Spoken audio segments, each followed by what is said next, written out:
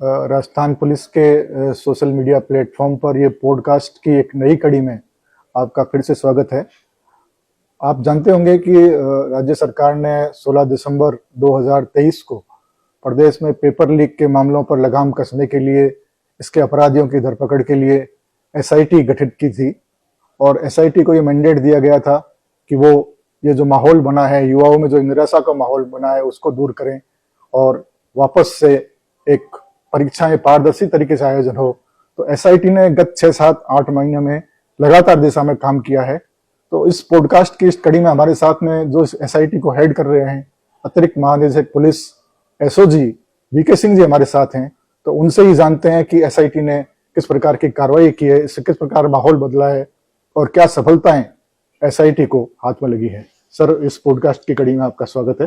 Thank you very much. Sir, आप SIT को head कर रहे हैं और निरंतर एसआईटी ने जो प्रभावी कार्रवाई की है वो चर्चाओं में है। तो आप किस प्रकार से अब तक की कार्रवाइयों को देखते हैं सर?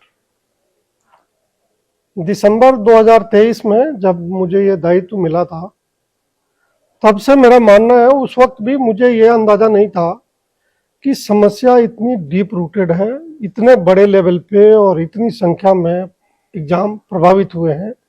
पेपर लीक या और तमाम तरह की गड़बड़ियां हैं। जैसे पेपर लीक तो एक है, कई डमी कैंडिडेट के सहारे चयनित हुए हैं, कईयों के पास डिग्रियां नहीं थी, उनको भी गैंग्स ने फेक डिग्रियां लाकर उपलब्ध कराई और फिर डमी कैंडिडेट बैठा के परीक्षा पास कराया। बहुत सारे लोग मेडिकल सर्टिफिकेट मैनिपुलेट करके भर्ती हो गए। तो ये एक बहुत सिस्टमिक रॉट लगा हुआ था। तो जब हम लोगों ने ये शुरू किया और धीरे धीरे अलग अलग केसों के इन्वेस्टिगेशन के दौरान आरोपियों से पूछताछ हुई, हेल्पलाइन से पब्लिक ने जो सूचनाएं दी, तो ये सभी आई ओपनर थी और जो समस्या का स्केल है वो हमें पता चला। तो हम लोगों ने बड़ा सिस्टमेटिक तरीके से ये डिसाइड किया कि जो पुराने केसेस दर्ज हैं उन्हीं को ढंग से इन्वेस्टिगेशन आगे बढ़ाते हैं, उसके दौरान जो जन पब्लिक से सूचनाएं आ रही है उसको कार्रवाई करते हैं। और हमने बेसिकली अप्रोच ये रखा कि जो लोग पकड़े जा रहे हैं या जो भी आगे पकड़े जाएंगे उनके खिलाफ एविडेंस कलेक्शन ढंग से करके और कोर्ट में प्रॉपर तरीके से उस चीज को रखा जाए, ताकि जिस आसानी के साथ ये बाहर आ जाते हैं ये उसमें उनको दिक्कत महसूस हो और उनको कानून का जो शासन है, कानून का जो एक कंसेप्ट है कि कानून सबके ऊपर है और कोई गलती करेगा तो उसको उसके लिए दंडित होना पड़ेगा। तो ये हम लोगों ने कोशिश की ये ड्राइव इन करने के चक्कर में। जो हेल्पलाइन जारी हुआ था उसमें बहुत ज्यादा संख्या में पब्लिक ने सूचनाएं दी और धीरे धीरे इन्वेस्टिगेशन हुआ। लगभग आज 165 से ज्यादा आरोपी पकड़े गए हैं, उसमें 130 से ज्यादा जेल के अंदर है अभी भी। तो एसआईटी की जो दिन रात मेहनत हुई, जो टीम मेंबर्स हैं उन्होंने बहुत मेहनत किया। कई बार तो 2-2, 3-3 दिन वो लोग ऑफिस में ही रुके और बहुत मेहनत से वो जो एविडेंस कलेक्शन हुआ है और जो रहस्य थे उससे पर्दा उठाया गया है।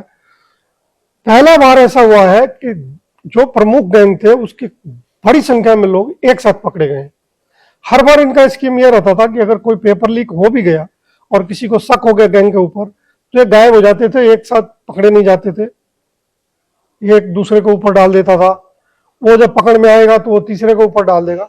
तो एविडेंस कलेक्शन में भी दिक्कत होती थी और चीजें जिस तरीके से खुलनी चाहिए, जो सारे पहलू हैं उनका खुलासा होना चाहिए, वो होने आ रहा था। तो यह पहली बार हुआ है जब इतनी बड़ी संख्या में, चाहे जोधपुर की गैंग हो या बीकानेर की गैंग हो या जो टीएसपी एरिया में एक्टिव हो या जो दौसा सवाई माधोपुर टोंक के इलाके में एक्टिव हो, पहली बार लगभग जो प्रमुख मेंबर है इक्का दुक्का को छोड़ के वो सारे के सारे सलाखों के पीछे हैं। और हमारे मेहनत से जो मीडिया में रिफ्लेक्ट हुआ उससे लोगों का विश्वास बढ़ा और फिर लोगों ने सूचनाएं देना चालू किया और काफी लगभग 3000 सूचनाएं हमारे पास हैं। कुछ पे तो हम लोग कार्रवाई कर पाए हैं, कुछ सूचनाएं हमने संभाल कर रखी हुई हैं जैसे ही इनसे फुर्सत मिलता है, क्योंकि इन्वेस्टिगेशन में टाइम लगता है, कोई भी काम आधा अधूरा नहीं करना है। तो इसलिए उसको सिस्टमेटिक तरीके से किस परीक्षा को कब लेना है ये एक स्ट्रेटेजी का भी हिस्सा है, ताकि जो आरोपी हैं उनको ज्यादा से ज्यादा समय तक जेल के अंदर रखा जा सके। तो ये स्ट्रेटेजी का भी हिस्सा है। तो किस केस को कब करना है, किस केस को बाद में करना है, कौन से परीक्षा का जांच अभी करना है, कौन से परीक्षा का जांच बाद में करना है, ये सब है। साथ में हम लोगों ने एक और किया, ये जो फेक डिग्री छापने वाली मशीनें हैं, इनको पता करके प्राइवेट यूनिवर्सिटी पे इनमें हमने हीट बढ़ा रखा है। ओपीजेएस यूनिवर्सिटी का तो जो प्रमुख प्रमुख लोग हैं वो अब जेल में हैं। इसी तरह बाकी जो यूनिवर्सिटी है उसके भी काफी लोग भागे फिर रहे हैं।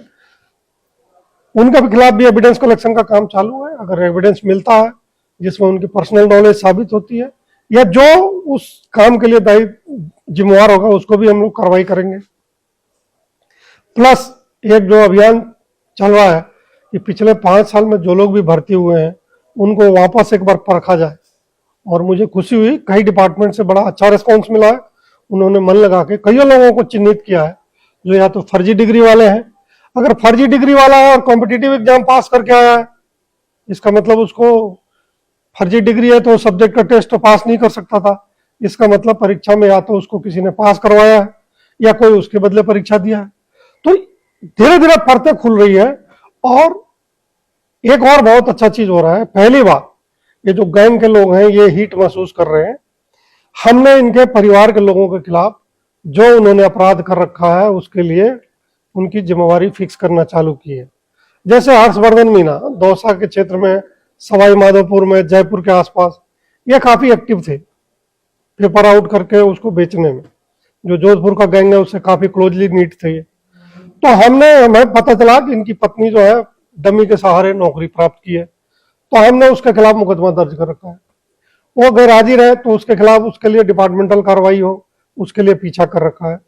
तो पहली बार ये जो गैंग के लोग हैं इनके परिवार वालों के खिलाफ जो इन्होंने पिछले समय में पेपर आउट या डमी के सहारे परीक्षा पास करवा कर नौकरी लगा दी है वो भी हम धीरे धीरे इनकी नकेल कस रहे हैं, ताकि जो लोगों ने सुख भोगा है वो दुख भी साथ बांटे। इसके अलावा लगभग 100 से ऊपर सरकारी कर्मचारी हैं जो हमारे विभिन्न केसों में आरोपी रह चुके हैं, जिनके खिलाफ चार्जशीट पेश हुआ है, जिनका डायरेक्ट या इनडायरेक्ट रोल है क्वेश्चन पेपर को आउट करने में, बांटने में, क्वेश्चन पेपर को सॉल्व करने में या उनके रिलेटिव के लिए क्वेश्चन पेपर लेने में। उन्होंने एक तरह से कस्टमर का काम किया है।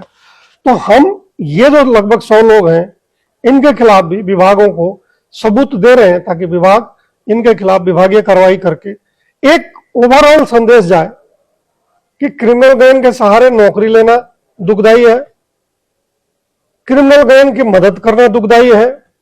क्रिमिनल गैंग अगर किसी के पास संपत्ति रखे या खुद के नाम संपत्ति बनाए उसकी जब्ती कर दे, कोई भगा हुआ है उसके खिलाफ जो लीगली कार्रवाई हो सकती है वो कर दे। इसके साथ साथ अगर कहीं किसी का अवैध एनक्रोचमेंट है, किसी ने प्रॉपर्टी पे कब्जा कर रखा है या उसने कोई भी छोटा भी लीगल वायलेशन किया, तो उसकी अकाउंटेबिलिटी जरूर फिक्स होनी चाहिए। उसको महसूस होना चाहिए कि पेपर लीक करके उसने एक बहुत बड़ा समाज के खिलाफ जुर्म किया है और इसके कारण वो एजेंसीज के, लॉ एनफोर्समेंट एजेंसी की नजर में है, और कोई भी छोटी बड़ी अगर वो गलती करता है उसके लिए वो अवश्य दंडित होगा। सर, आपका आज इस कॉन्फ्रेंस में प्रेजेंटेशन भी था और मैं सुन रहा था। आपने बताया कि आपकी पूरी टीम है, आपने स्ट्रेटेजी बनाई है, राज्य सरकार की मंशा के अनुरूप आपने ये सारी कार्रवाइयों को धरातल पर अंजाम दिया है। तो इस दौरान आपने ये भी कहा कि डिस्ट्रिक्ट एसपी से भी आपका कोऑर्डिनेशन रहा, जो जो आपको लिंकेजेज मिले उनकी सूचनाएं आपने उनके साथ साझा की, उनका सहयोग रहा। तो डिस्ट्रिक्ट वालों से कोऑर्डिनेशन डिस्ट्रिक्ट लेवल पर कैसे मिला और वहां से किस प्रकार की मदद मिली? सर देखिए, हम जयपुर में बैठे हैं, हमारी टीमें जयपुर में बैठी हैं। राजस्थान जोग्राफिकली जैसा आप जानते हैं बहुत बड़ा प्रदेश है। अब यहाँ से अगर किसी के खिलाफ कार्रवाई करने के लिए जालौर जाना है तो 7-8 घंटे का जर्नी टाइम है। तो आदमी जाएगा आएगा, इतने देर में जो सूचना है वो इधर उधर हो सकती है। तो जालौर या सांचौर की पुलिस है उनसे हम नियमित संपर्क में रहते हैं, कोई भी सूचना होती है उनको शेयर करते हैं। हमारे बहुत सारे आरोपियों को उन्होंने पकड़ा है, हमारी सूचना पे भी पकड़ा है, उन्होंने खुद भी सूचना इकट्ठा करके पकड़ा है। इसी तरह बांसवाड़ा एसपी ने सुओ मोटो अपने लेवल पे बहुत कार्रवाई की है। आईजी जोधपुर रेंज ने बहुत सारे हमारे 4-5 एक्यूज को पकड़ के दिया है जो हमने रिवार्ड डिक्लेयर किया था। जोधपुर पुलिस कमिश्नर का लगातार सहयोग मिल रहा है। बीकानेर पुलिस है, चूरू पुलिस है, झुंझुनू है, सीकर है, इसी तरह दौसा है, टोंक है, सवाई माधोपुर है, कोटा है। तो बाय एंड लार्ज जिस एसपी से जो हमें सहायता की जरूरत पड़ती है और हमने जब भी जो सहायता मांगी है, सबने बहुत तत्परता के साथ सहयोग किया है। और उसका ही नतीजा है कि हम इतनी बड़ी संख्या में इतने सारे गैंग के लोगों को एक साथ पकड़ने में कामयाब हुए हैं। हाँ, सबसे बड़ा सहयोग पब्लिक का हमें मिला है।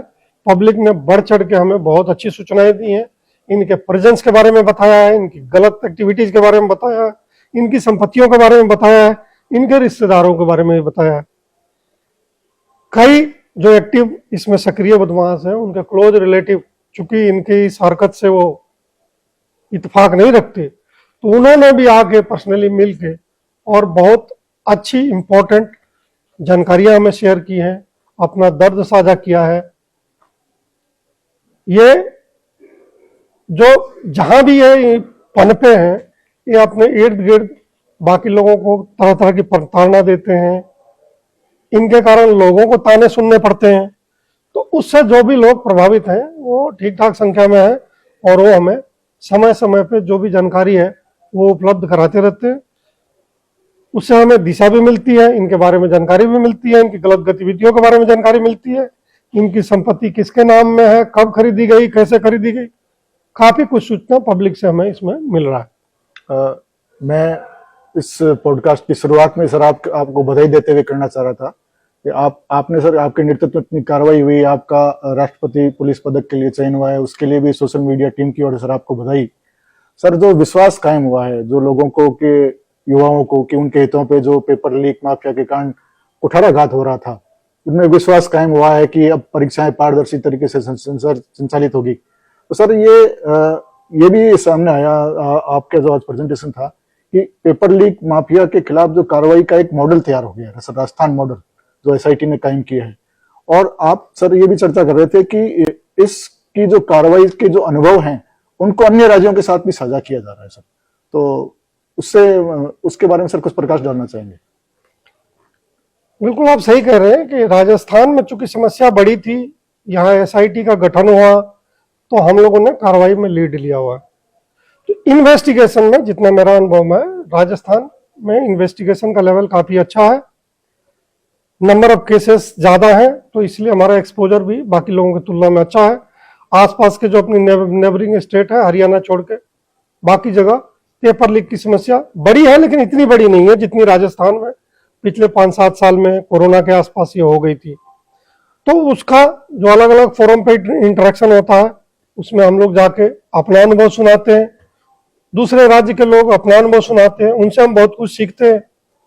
और सब एक और भी महत्वपूर्ण बात है कि जो कैंडिडेट परीक्षा दिए हैं वो इन्हीं के बीच में रहते हैं, मार्केट में रहते हैं, उनके पास बहुत सारी जानकारी रहती है परीक्षाओं के बारे में।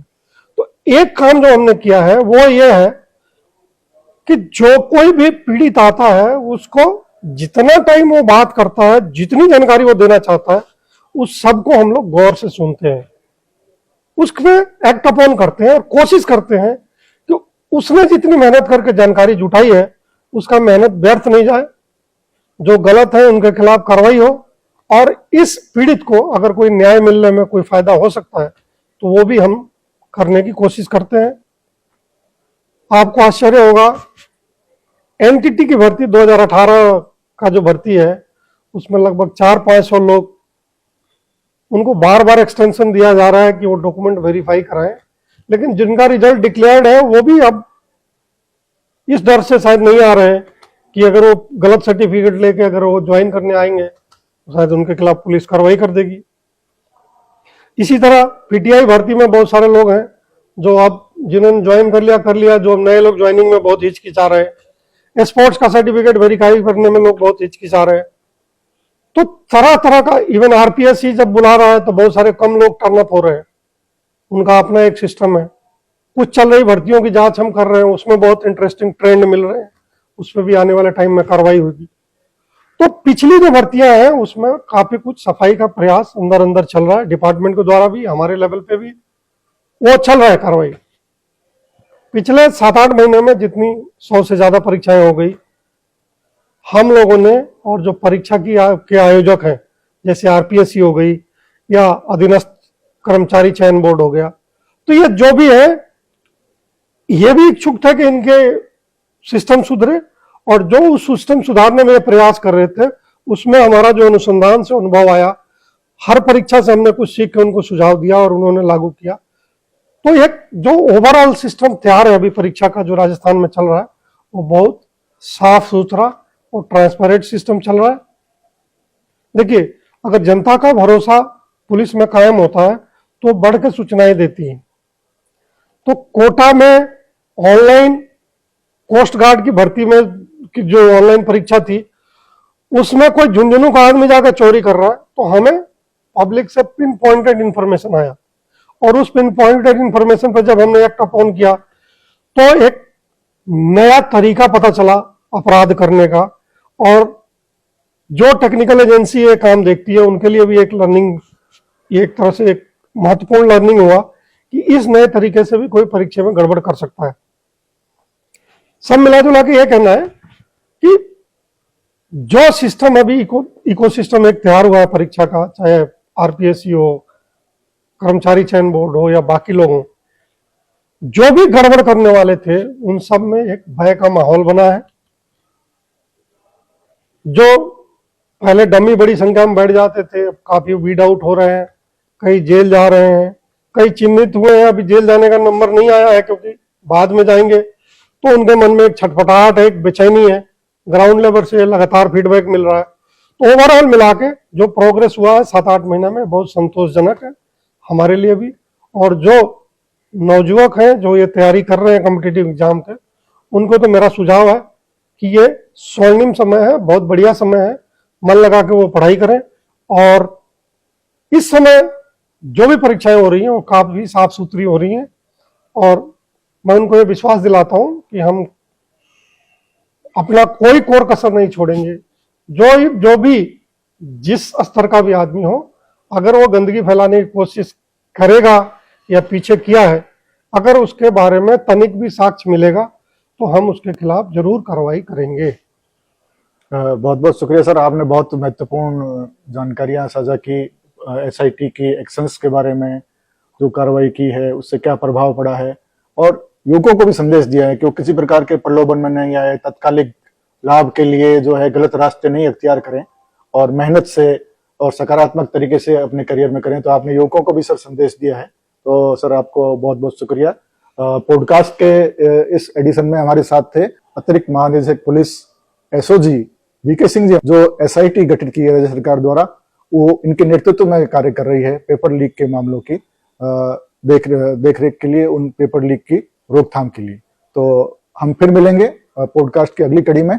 पुलिस द्वारा, राजस्थान पुलिस द्वारा जो एक्शंस लिए जा रहे हैं, जो जनहित में, जन सुरक्षा के लिए या आमजन के हित के लिए जो कार्रवाई की जा रही है, उसमें और क्या नया किया जा रहा है, वो अगले एपिसोड में हम फिर आपसे मिलेंगे। एक बार फिर आपका बहुत बहुत शुक्रिया सर। Thank you.